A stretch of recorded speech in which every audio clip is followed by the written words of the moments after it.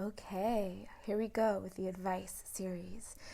I've received quite a few emails from you guys, and I don't have time to reply to all of them.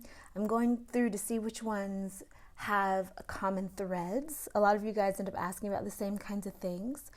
And this email stuck with me because this harkens to conversations I've had, especially with other women, especially in communities like the festival community, polyamory community, places like that I've not necessarily engaged in myself, but I definitely have known people or kind of been around the area. So let's get to the email. Here we go.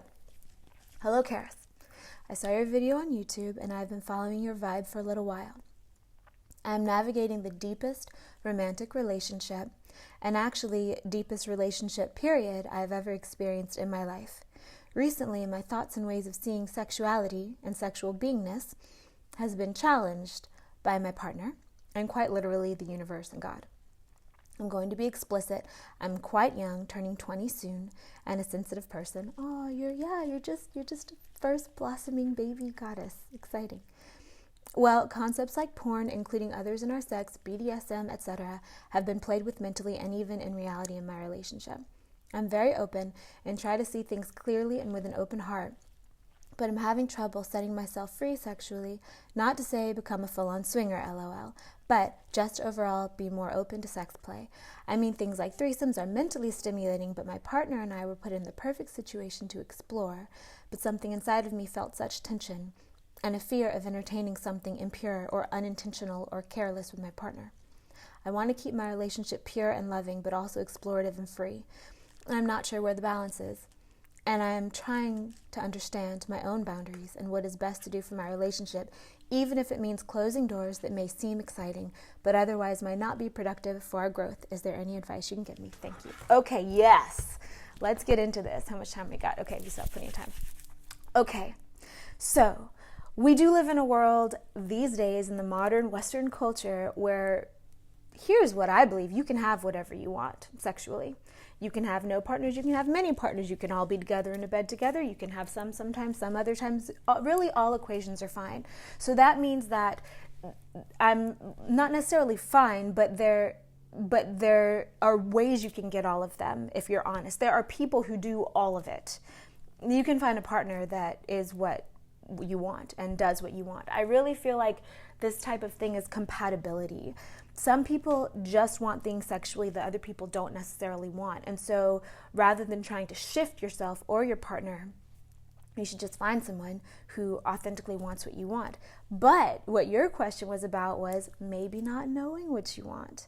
Maybe you don't know if you would like something. Maybe it sounds nice, but then when you're in the situation, like you said, you feel a little like you're not really feeling the feels. And here's the thing about sexuality that I have learned the hard way with heart and energy and connection and love in different layers and levels. You can love someone but not necessarily love them sexually. You can love someone sensually and not necessarily love them sexually or want to be with them sexually. So the thing that I have learned is with sexuality, you can always do more, but you can't do less. And a rule that I have in my life after years and a marriage and a divorce and a few long-term relationships, as in years of relationship, few times, is now in my life, I choose to not engage unless all cylinders are go. So if there's a part of me that's like, ooh, that might be fun, or I really care about this person and they want to, or whatever, and a part of me that's like, I don't feel exactly 100% about it, don't do it. Don't do it unless everything in you wants to do it. And especially if you're, for instance, bringing someone else into your relationship, things can get intense in ways that it's hard to predict, because not only are you working with you and your partner's inner boundaries, energetic sharing, but then you have a whole other person. What do they want? What is their authentic truth? Do they even know what their truth is so they can speak it? And so explore when you feel safe, when you feel actually turned on. If you're not feeling turned on, doesn't matter if everyone around you is turned on. If you're not feeling turned on, don't go forward until you are. And that will also be a test to see if the people around you actually care about what you want, or if they're trying to get you to do something that they want because they want it. Because true sexual connection, the thing that we have access to in the current modern world, where we don't have to pair up in order to survive, is that now we have the opportunity to really be open and really connect on lots of levels with, what's the word that I'm looking for here? Consent. True consent. And so when you're with someone sexually, you are linking your energy to their energy.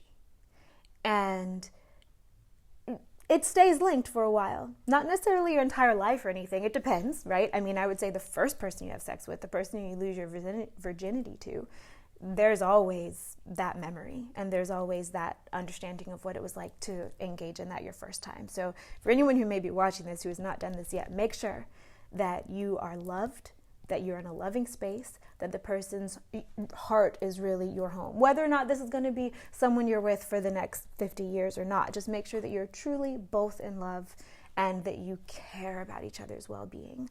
And like I said, go slow. You can always do more. And something else that I've learned is sexual tension, when it's not a full go, but there's a little bit of tension there, what a lot of people will do, especially because we do have all this sexual freedom, is just go ahead and do whatever the thing is that they want to do.